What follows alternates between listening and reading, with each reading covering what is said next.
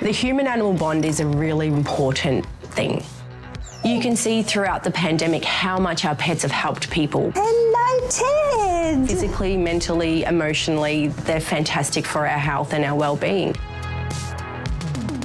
It's up to us to return the favour. Hello. By helping them in their hour of need. He's definitely dehydrated. 1, 2, 3. Hi, gorgeous boy. 1 eye, 2 eyes. Doesn't matter. I'm going to love you up with all the food you can take. Oh, we're friends now. You ready? We are doing everything physically possible to make sure that every animal gets the best chance at a happy life. Perfect. We have liftoff.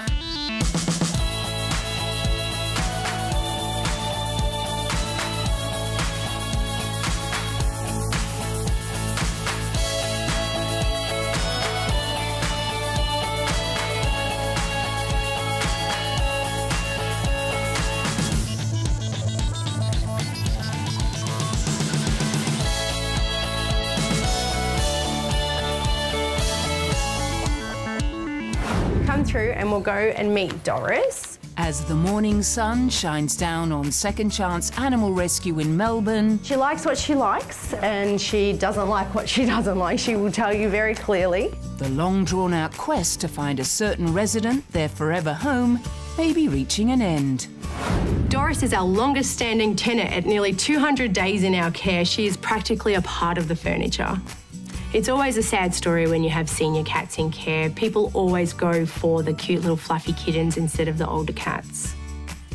The 11-year-old recently had some respite at the home of foster carer Rosemary.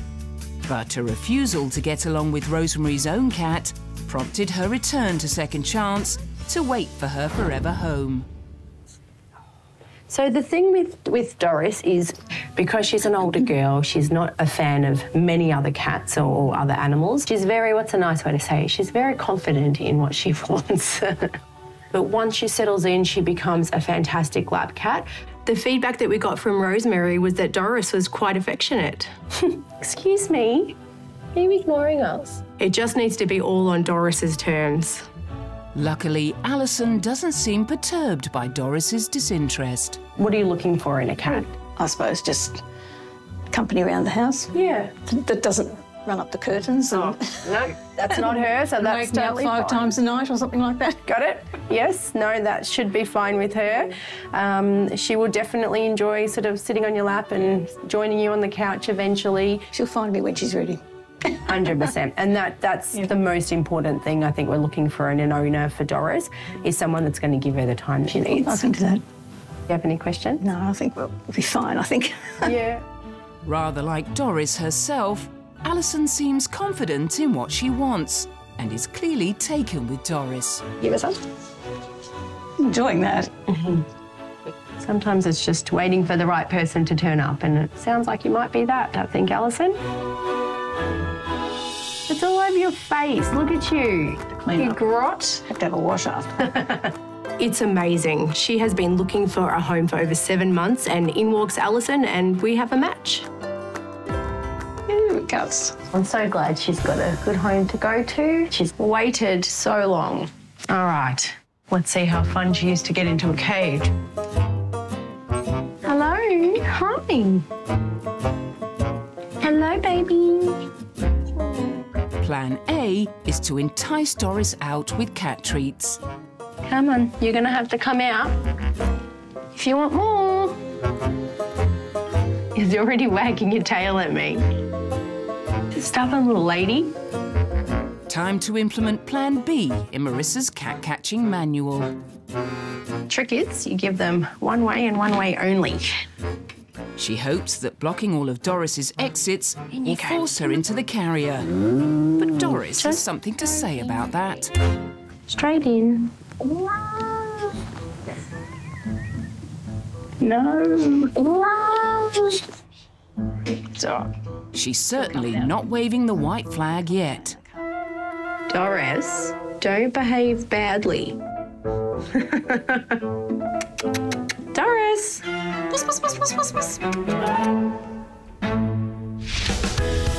The car that's pulled up at the Second Chance car park contains passengers we've met before. Although they may have changed a bit, they're the very same Staffy Cross puppies the foster carer Beck took on after they were rejected by their mother. After 11 weeks, the round-the-clock cycle of feeding, cleaning, sleeping, feeding, cleaning, sleeping, punctuated by chaotic visits to the vet, is finally at an end, and Beck's job as their foster carer is over.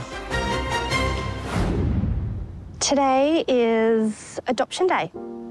They've got new families lined up, so meet and greets will happen, and I say goodbye to them.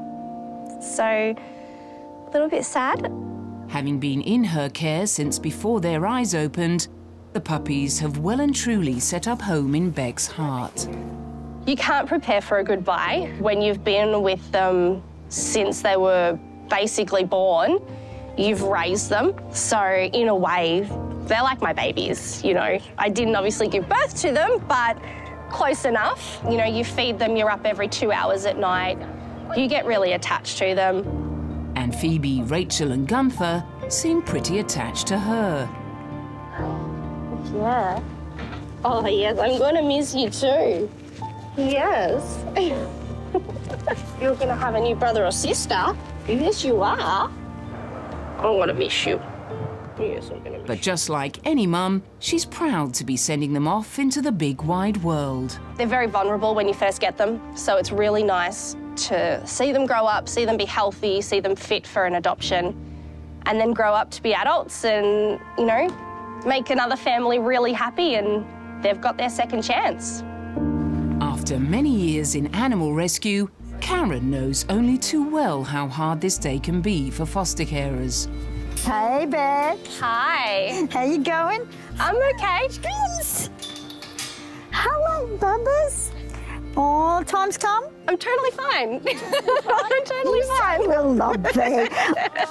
It's tough. As much as foster carers know that they have to say goodbye, try telling your heart that. Be quiet at your house now, won't It's going to it? be so quiet at my house. Oh, goodness. We'll have to find some more for you.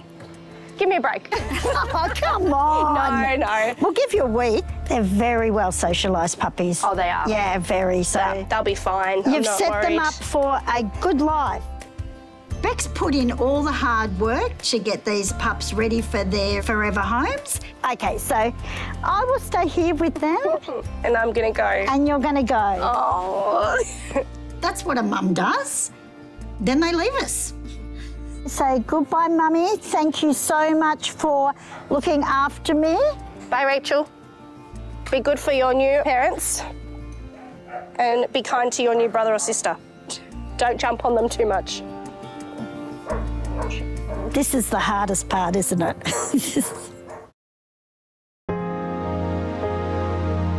Bye, guys. Say bye, Mummy. Come here, little munchkins. Beck is finally tearing herself away from the 3 puppies she's hand-raised. Bye, guys. Hey, where's Mummy gone? Hey, where's the Mummy gone? Bye.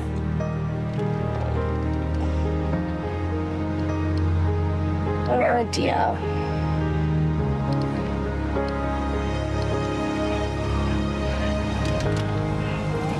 Goodbyes are hard. Like, hopefully I can stay in touch with them and see them grow up, and they're going to have a really, really great life. I think it'll really hit me when I'm home and they're not there. It's okay. I'll be fine. Oh, but... Once upon a time, a very unusual-looking puppy was surrendered to Second Chance Animal Rescue. The owners claimed it was a girl, but one look from the experts confirmed it was in fact a boy. It was love at first sight for foster carer Holly, who dubbed him Sir Lexington. In her quest to uncover his heritage, Holly consulted the Oracle. I think you need a DNA test. Maybe we could have competition. Maybe. Plans were laid, and the wise vet Paige waved her magic swab. to gather the DNA that would unveil Sir Lexington's true identity. Good job! Woohoo! But the swab would keep its secrets for 21 days. So Holly decided to pass the time with an office-wide game of What Are You? Hello, what are you? Spitz cross Australian Shepherd cross Terrier. There we go. A mixture of Japanese Spitz and maybe Australian Shepherd. I'm going Oz Shepherd, Japanese Spitz and Jack Russell. But behind all the bravado, Holly was privately afraid that her beloved Sir Lexington would grow to be too big and energetic for her to care for. I live in a small townhouse. I don't have a big backyard, and if he turns out to be a border collie, I wouldn't be able to provide the best home for him, and it wouldn't be an ideal match. So when the official decree arrived... Are you ready? No, I'm not. I'm so nervous. I'm actually really nervous. No, it's exciting. It is exciting. Nothing could have prepared her for its revelations. There's so many breeds. So many. Can I keep this? Yes, of course you can keep it. I'm going to frame it. Yay! Lexington! We know who you are! Like all the best aristocrats, he boasted an impressive heritage. Sir Lexington is a Japanese Spitz, Staffy, French Bulldog, Maltese Terrier, Miniature Dachshund, Chihuahua, Border Collie, Borel, American Eskimo Dog, Labrador, and Australian Cattle Dog. 6 months later, the seeds of that heritage are beginning to bear fruit. He's got the sassiness of a Spitz sometimes, but the goofiness and cuddliness of a Staffy. He is really, really smart, so maybe that is a bit of the Border Collie. And of course he has impeccable manners. Very, very social, loves people. He's become our little greeter dog. We get people donating goods and they want to come to the rescue, so he'll be the dog that comes and says thank you. And his good deeds don't end there. He is also a bit of a therapy dog, so he comes to some elderly people's homes, spends a bit of time with them and puts a smile on their face. He brightens their day, which is nice. Very, very cuddly and an absolute attention lover, much like his mother. It looks like we may be headed for a fairy tale ending. Lexi has absolutely stolen my heart. He is my number one. Lexi!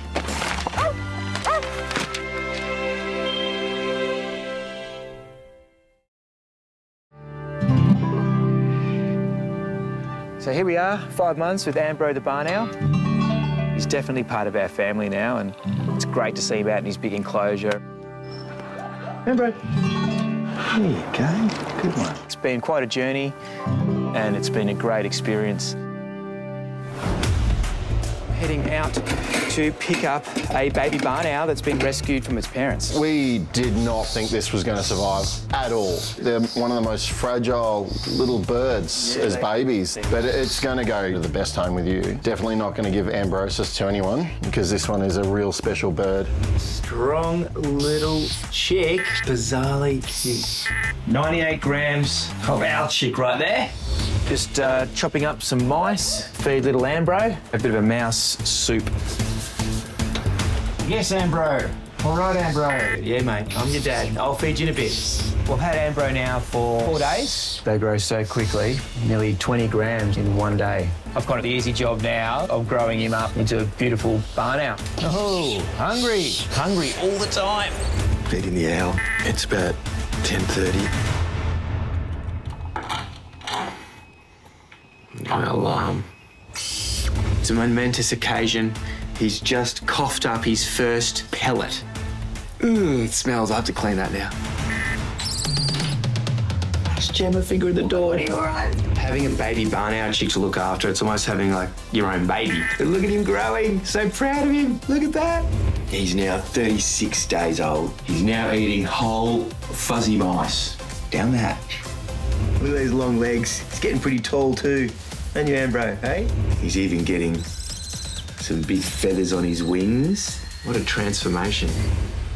He's great. So he's getting the flight feathers growing through. He's always been a really strong little bird. Great to see him at this size. He's getting big. Oh, oh. This is not the sort of mouse you think it is, mate. Unrecognisable now. investing all that time and effort into rearing him up from that little chick, that little ball of fluff. I like to think we had a real relationship and he loves me, but I'm a bit of a realist. I understand that he just sees me as someone that provides him with food. Ambro. But still, I love him. And to be able to now take him into classrooms and show him to kids and inspire those kids with his magnificence, it's been, it's a thrill, and it's a real privilege to be able to work with such an amazing animal.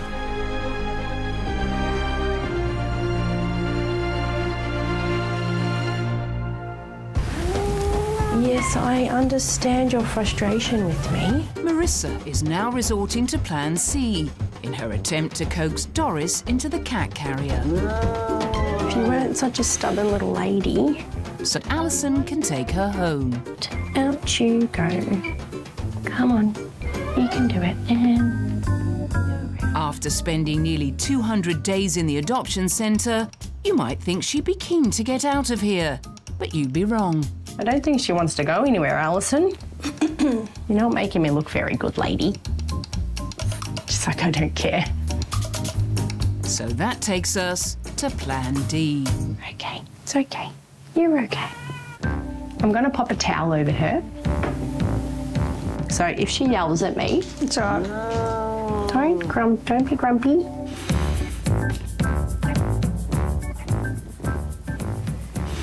I know you're hissing at me. You're lucky I like you, Doris. Cats can be pretty determined, but so can I. Just watch your fingers. Okay. They always win, sweetheart. You're going to a new home. It's okay. Oh, looks like a disaster. I know, right? Well, it's okay. It's for the greater good. And having trashed this joint, it's finally time for Doris to move on. You've got a lot of sass. Here, for putting up a good fight, you can lick that all the way home. No, screw you. With that tender farewell, Doris can finally leave her home of 200 days and look forward to a new life with Alison, who already has their immediate future mapped out. Take home, put her in a quiet place, open the door and leave her alone for a while. She knows what she wants and that's fine. She's her own cat.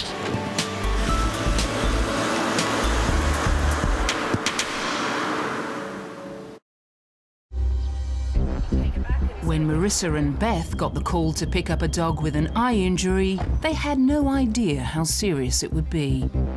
Is this Lola? This is Lola. Poor Lola. It looks so terrible and uncomfortable. Her eyeball has completely popped out of its socket. I can only imagine how painful it would be. At least she's got some good pain relief on board. The race was on to try and save her eye. It's been like this since the morning. Yeah, it looks dry already. Yeah. The dog that she was living with attacked her eye.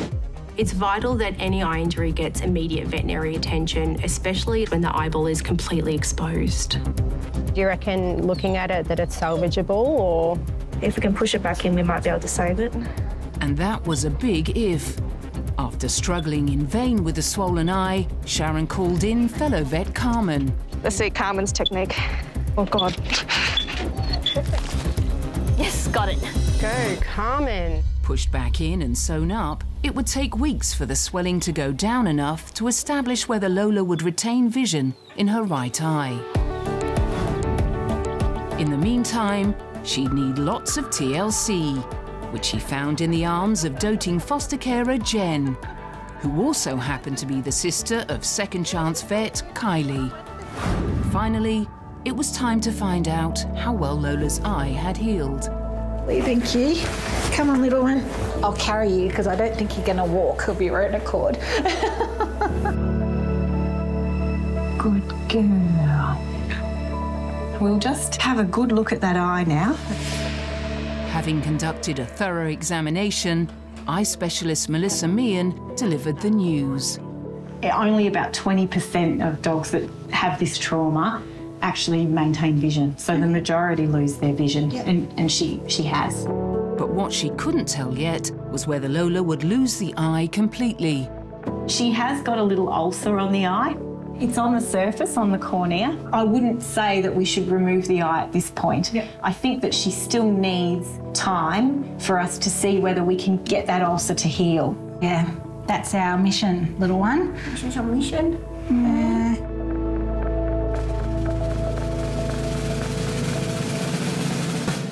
Mission accomplished. With loving care from Jen and her family and regular vet treatment, Lola's ulcer healed, allowing her to keep the eye, which now looks almost normal. It's astonishing, actually. Like, we just never thought it would end up looking this good, considering what it did look like. You can sort of tell when you look really closely, but yeah, you wouldn't even know what's happened to her. She's just affectionate, really lovely. She's settled in beautifully and is part of our family. That family includes 2 cats, Petey and Katie. She gets along with Petey and they do sit together on the couch occasionally, but I'd say Katie doesn't get along with her also. I think she'd be friends with anybody, but Katie's a loner. She also shares the house now with a ferret called Zeus. Yeah. But the family member who claims the closest relationship with Lola is Jen's 12-year-old daughter, Lorelei. And how would you describe Lola? I would probably describe her as sweet and just loving overall. And if she was a high schooler, she would probably be like the softie of the group. Her being here has just made my life way better, so I like to think about that. Whenever I have a bad day at school, I'll just come home and I'll know she's there. She'll always be there waiting for me. Yeah, maybe again. Do you think Lola's got a favourite? Probably me, just saying. I thought it was your mum. Yeah, but she always goes with me, you know what I mean? I think I am, you know what I mean? I think we get your drift, Lorelei. And until the next season of The Pet Rescuers... Oh, I think it might be them. I love this cat. Definitely a keeper. I've got all the time in the world for you. And you're going to be very spoiled. See you later. Have fun with your babies. Oh, come on, Squeaky. Adoption day. Oh, you are so cute, Scarlett. That's why we call you man's best friend, eh? I think everyone's fallen in love with him in the clinic already. These cats have taught me to love again. Honestly, my heart is just exploding with joy. This kangaroo's going to have a pretty good life now. Cinnamon has pops. Say bye, Laura. Bye. I'm so glad we could make a difference. That's beautiful. Thank you.